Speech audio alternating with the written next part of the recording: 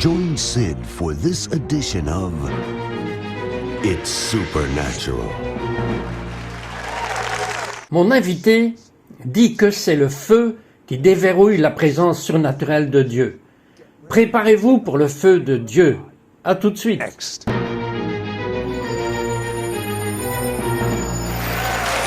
Bienvenue, Saint-Esprit. Moïse, Josué, Caleb, David avaient la gloire de la Shekinah sur eux. En tant comme juif traditionnel, cette même gloire m'a sauvé et m'a donné quelque chose que je ne savais pas que c'était possible, la connaissance expérientielle de Dieu. Et cette même gloire est dans ce studio en ce moment, et nous vous donnerons cette même connaissance expérientielle de Dieu. Et j'ai une parole pour vous. Vos meilleures années sont devant vous. Maintenant, pourquoi est-ce que je dis cela?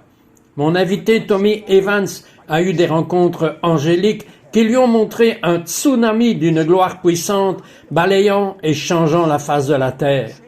Tommy, parlez-moi de cela. Oui, c'était en 2005, et ma femme et moi traversions une période très difficile.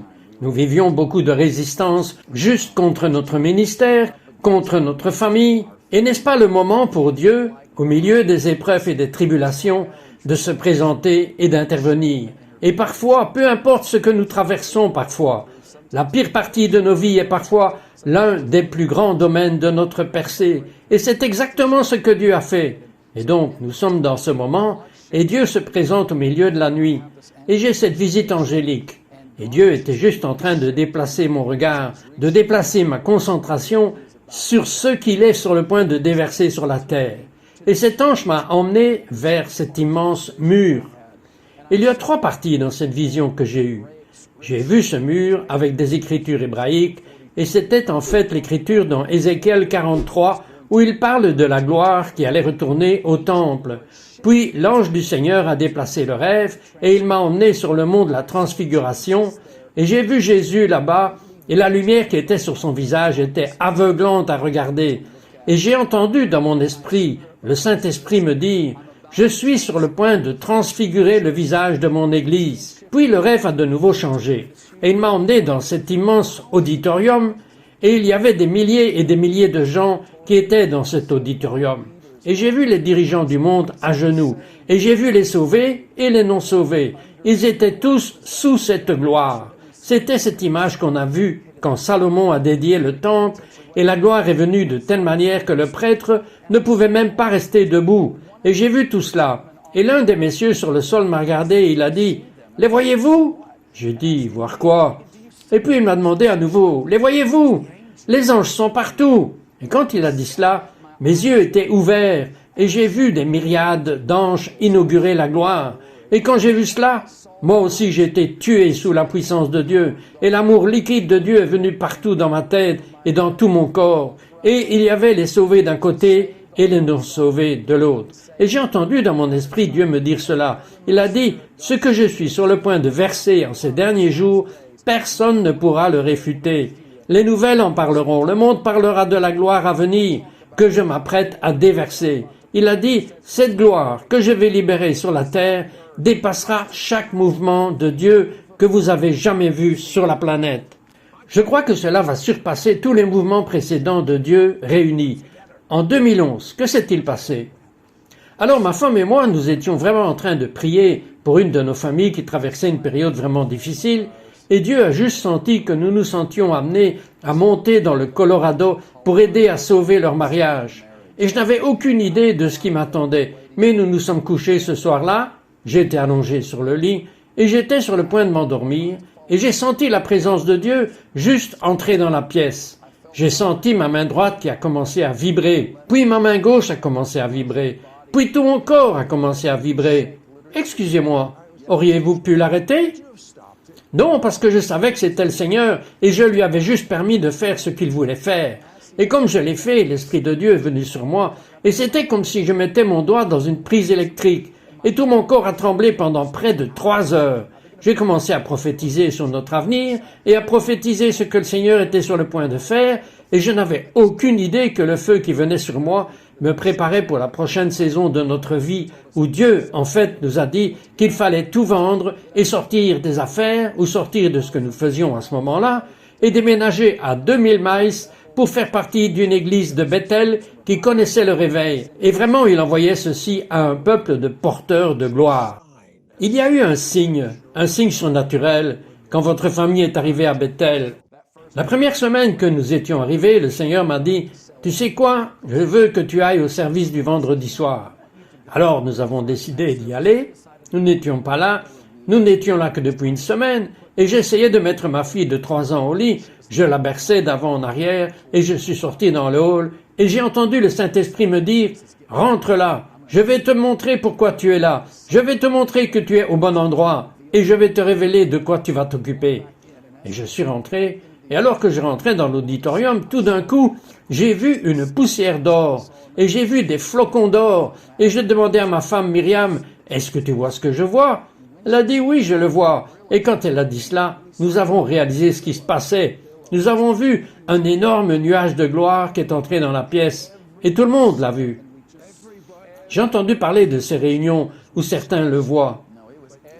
C'était tout le monde dans la salle, ce n'était pas notre imagination, c'était une manifestation physique de la gloire de Dieu, c'était la gloire de Dieu, la Shekinah de Dieu.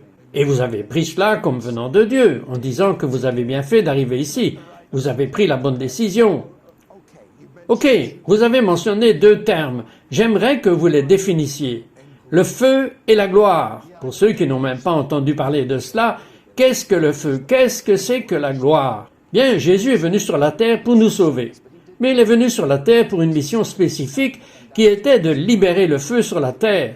Et ce feu qui vient sur notre vie, ce feu de la Pentecôte, ce feu du Saint-Esprit, il nous prépare à être porteurs de gloire, qui est sa présence manifeste. Ce feu qui nous purifie, affine ses conséquences, nous met à part, nous met en mouvement, met un zèle, une onction à l'intérieur de nous, pour être efficace pour faire avancer le royaume. Et c'est ce que le feu de Dieu fait. Et qu'est-ce que la gloire? La gloire est sa présence manifeste qui se fait connaître. Vous savez, la Bible parle de Dieu étant omniprésent, mais il ne se manifeste pas partout. La gloire est l'atmosphère ou l'environnement que le Saint-Esprit apporte, et c'est le domaine du surnaturel, c'est le domaine des miracles créatifs. C'est le domaine des délivrances de masse et des âmes sauvées. C'est le domaine de sa présence manifeste qui est révélée. Et tout ce qui est en vous et votre être trinitaire savent que Dieu est dans la pièce. Vous n'avez pas à vous poser la question. Vous n'avez pas à deviner que c'est la gloire. Vous le savez. Et tout à coup, il y a le feu de cette gloire qui va venir sur le monde entier. Maintenant, voudriez-vous voir une vidéo de Tommy opérant dans la gloire pour la toute première fois? Nous revenons tout de suite. It's supernatural.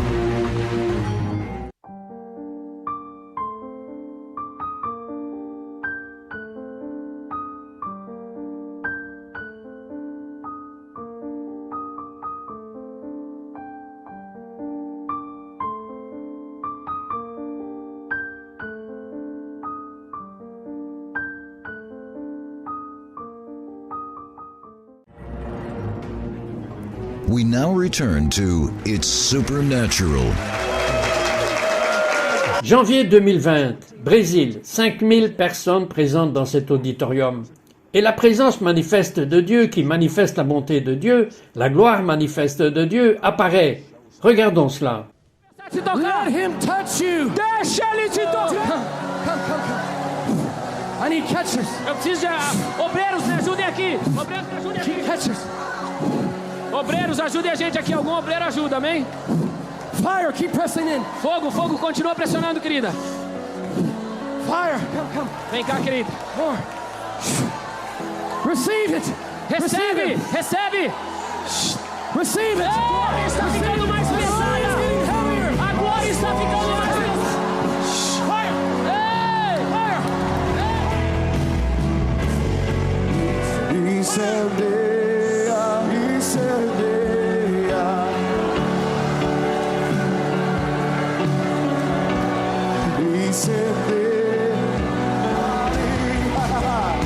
Jesus está voltando.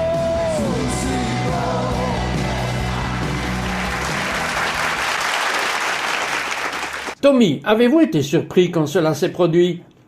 En fait, pour être honnête avec vous, j'ai été choqué. J'aime administrer, imposer les mains aux gens et prier pour chaque personne. Oui, mais dans la gloire, vous n'avez pas besoin de cela. Non, vous n'en avez pas besoin. C'est ce qu'il m'a dit. Il a dit, écoute, tu n'as qu'à marcher simplement dans l'onction. Tu vas gérer la gloire ce soir. Et c'est à ce moment-là que lorsque la gloire apparaît, personne n'est en sécurité dans la gloire. C'est là que vous allez voir des délivrances de masse, des miracles de masse. Cette nuit-là, nous avons vu beaucoup de gens guéris. Et je n'ai pas imposé les mains à une seule personne. Dieu les a touchés. Parlez-moi de ce tsunami qui va changer la face de la terre. Eh bien, le Seigneur continue de me donner des rêves. Et même ma femme rêve à propos de cette énorme vague de tsunami qui commence à gonfler. Et le Seigneur a commencé à dire que ceci est une image de la gloire à venir. Vous voyez, quand le tsunami, qui dans le naturel arrive et commence à frapper les rives, il perturbe tout, cela change le paysage. Il y a plus de travail que d'habitude, et c'est ce que l'Esprit Saint a dit. Cette gloire à venir, ça ne va pas être comme d'habitude.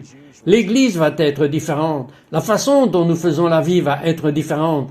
Parce que c'est nouveau. Nous n'avons pas de contexte pour ce qui arrive. Je crois que nous sommes dans un endroit comme Cornélius, dans Actes chapitre 10, où il priait pour avoir plus de Dieu. Il n'avait aucun contexte. À quoi cela ressemblait? Puis un ange s'est présenté à la maison de Cornélius et il a dit « Envoie un message à Pierre ». Pierre s'est présenté, il a commencé à prêcher l'Évangile et la gloire de Dieu est descendue sur toute la maison. Ils ont été remplis du Saint-Esprit.